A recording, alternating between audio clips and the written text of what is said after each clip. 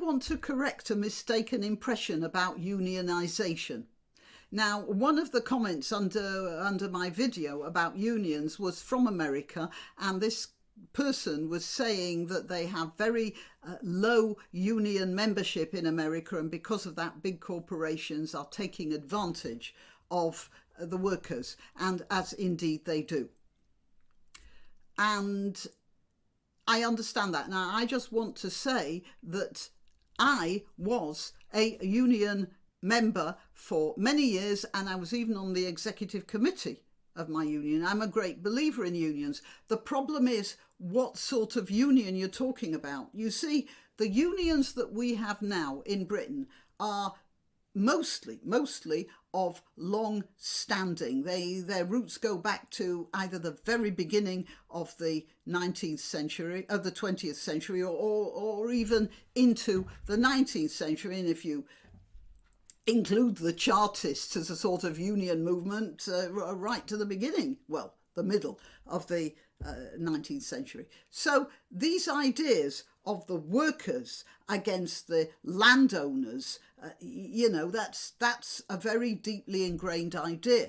And of course, this has had an effect on the structure of the unions.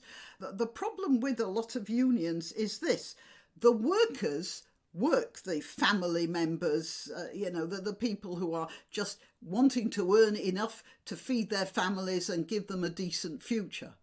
They just get on with their work. You get a few who are idealists, who go in for the political side of it, and they tend to be all of a certain type: political theorists and idealists.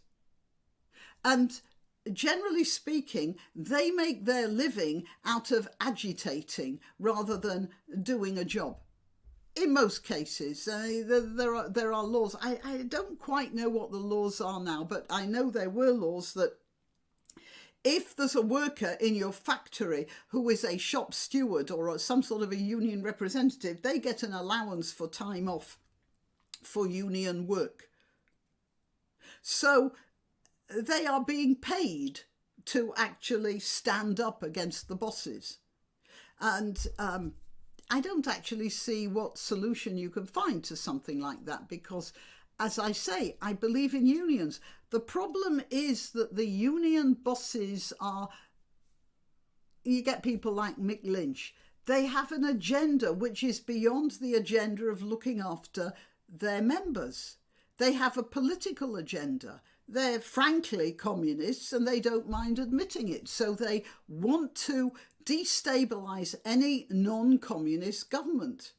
In fact, they want to destabilise even Labour governments. The last Labour governments before Margaret Thatcher lost their power to the Conservatives simply because the unions were trying to force the Labour Party into a Marxist agenda. So when I say I am suspicious of and unfriendly towards unions, I'm not talking about the idea of unions as unions. I'm talking about the idea of what unions are doing now. As I was talking about the railway union in a previous video, and I got a lot of people talking about how there's safety issues and backup systems and all the rest of it, and I agree. I agree with that.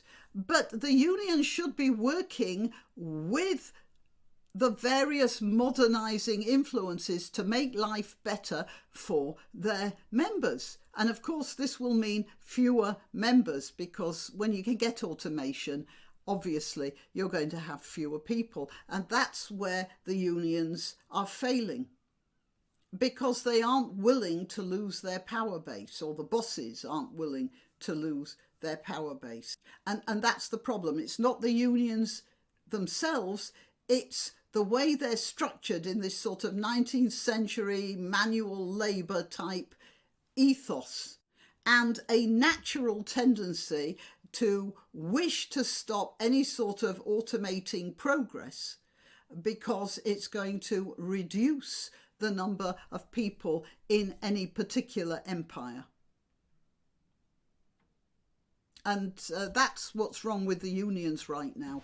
And yes, we are in a definite position of flux here.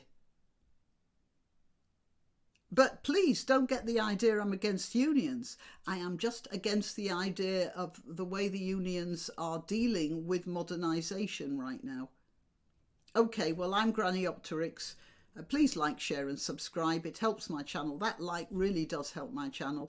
Please remember that if you're watching this on YouTube, subscriptions and notifications sometimes don't materialise. So you can subscribe to me on @Granniopteryx on Twitter, Gab and Parler, and get notifications of all my videos as they come up, because I take charge of that.